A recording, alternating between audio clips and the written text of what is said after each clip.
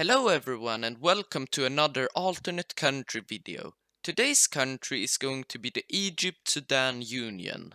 For a long time in history, Sudan and Egypt has been in a union. It started when the Egyptian army year 1820 took over Sudan. During Muhammad Ali's reign and that of his successors, Egypt and Sudan was administrated as one political entity. Before the Suez Canal was opened, Egypt was not as strategically important, so that's why no one had colonized them. But with the opening of the canal in 1869, many imperial power wanted to take over it. So, in 1882, the Brits took over Egypt and Sudan. After the Egyptian Revolution of 1952, Egypt had gained its independence, but it still had claims on Sudan. So, in 1954, the governments of the UK and Egypt signed a treaty that would give Sudan its independence on the first day of 1956. When signing the treaty, the UK and Egypt renounced all claims on Sudan.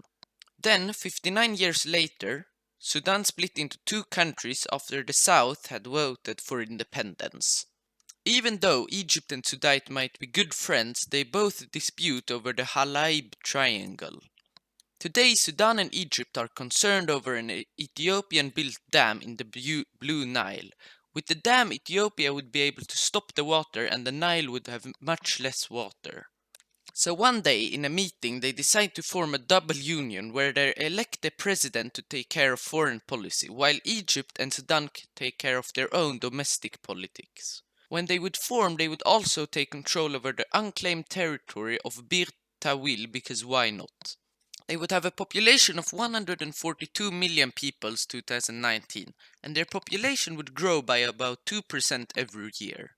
They would still be a country in development, but they would have a GDP of around 430 billion US dollars. They export a lot of textile, petrol, food processing, and they have a huge tourism sector. Sudan has not many tourists, but many people want to go and see the pyramids in Egypt.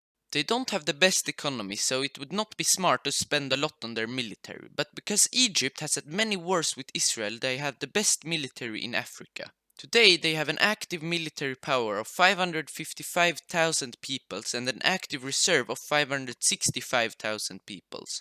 So if they would be at war, they would be able to mobilize an army of more than 1 million men strong. They would have a big tank force of 4,565 tanks. This is about the same as India. But they also have a lot of armored fighting vehicles, around 11,450. But what would this country mean for the world? Sudan and Egypt would no longer have any disputes over the Halaib Triangle. It would be good for the Sudanese economy because they would have help by the Egyptian to develop their country even more. With their big military, they would be able to protect their country. Ethiopia would become a bit scared over reunification because of their relationship with Egypt and Sudan. I hope that you enjoyed today's video. The suggestion came from Muhammad Ahmed. Thank you very much.